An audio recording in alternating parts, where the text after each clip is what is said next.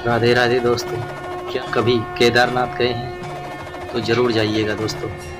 आज केदारनाथ की मैं आपको कहानी सुनाता हूँ। एक शिव भक्त केदारनाथ के लिए निकला अपने घर से, और बहुत पुराने टाइम की बात है। केदारनाथ निकला और पैदल पैदल निकला, और पैदल पैदल उसे रास्ता भी नहीं पता था कि वो रास्ता पूछते पूछते केदारनाथ पहुँच गया।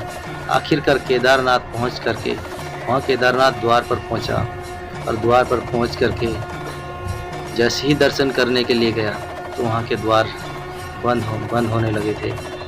तो उसने कहा, पंडित जी से बड़ी रिक्वेस्ट करी, बड़ी प्रार्थना की कि पंडित जी मैं बड़ी दूर से आया हूँ और पैदल आया हूँ, तो कृपा करके मुझे एक बार भगवान के दर्शन करने दीजिए। पंडित जी ने कहा कि अब 6 महीने बाद आइएगा। नियम तो नियम है, सबके लिए बराबर है नियम, हम नियम नहीं तोड़ सकते। और अब ठंड बहुत ज़्यादा हो गई है, तो इसलिए केदारनाथ का द्वार जो है वो सिर्फ 6 महीने खुलता है। 6 महीने बाद फिर दोबारा से खुलेगा। 6 महीने बंद रहेगा और 6 महीने बाद खुलेगा। वहाँ पर उसने बड़ी प्रार्थना की, बड़ा रोया, बड़े हाथ जोड़े, बड़े पैर पकड़े, पर उसकी एक नहीं सुनी किसी ने, और पंडित ने भी नहीं सुनी। किसी संस्था ने, किसी ने भी उसकी नहीं सुनी। वो हार कर बैठ गया, और बैठ करके वहाँ से मंदिर के द्वार तो बंद हो चुके थे, सब जा चुके थे वहाँ से, और रोने लगा। रोते रोते रात हो गई, और रात होने के बाद धीरे धीरे रात होने लगी, और रात होते होते वहाँ पर देखा कि वहाँ पे एक बाबा जी आ रहे थे, बड़े लंबे चौड़े बाबा जी, और वहाँ पे आने लगे।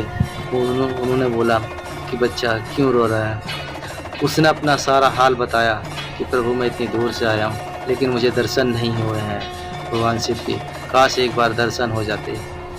उसने कहा कोई बात नहीं, लो तुम खाना खाओ। और वो खाना खाया उसने, और रोते रोते कब वो सो गया, कब उसकी आंख लग गई उसे पता ही नहीं चला।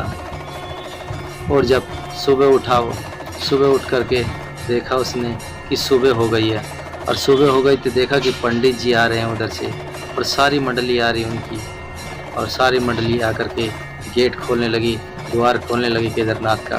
तो व्यक्ति ने, शिव भक्त ने, कि पंडित जी आप तो कहने वाले थे कि 6 महीने बाद द्वार खुलेगा, लेकिन आप तो आज सुबह ही आ गए, ये कैसा चमत्कार।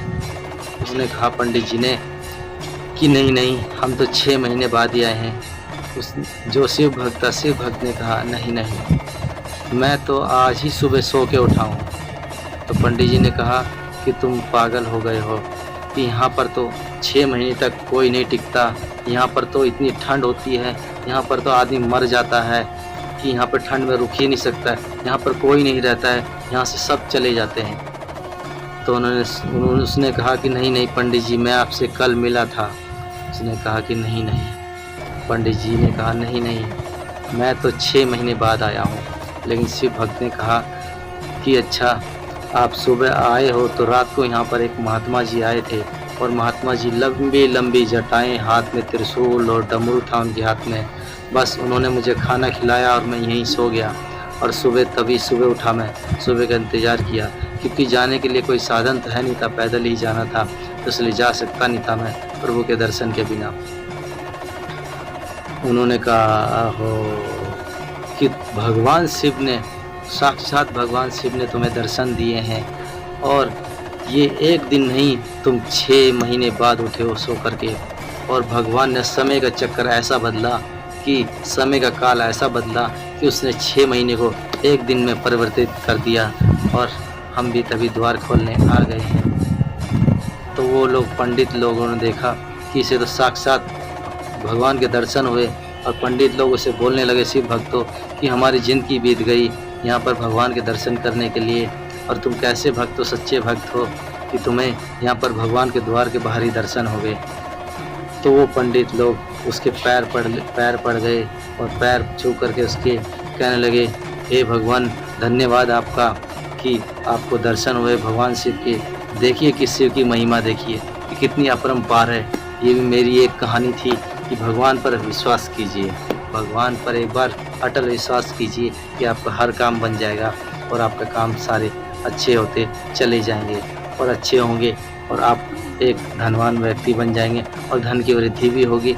और मैं आगे आपको इसके बारे में भी बताऊंगा कि क्या क्या काम करने नहीं चाहिए और क्या करने चाहिए, कि कैसे धन की वृद्धि होती है और कैसे हमें संभाल करके रखना चाहिए, कैसे लोगों से मिलना चाहिए और कैसे से नहीं मिलना चाहिए। तो मिलते हैं नेक्स्ट कहानी के साथ, नेक्स्ट चैप्टर में।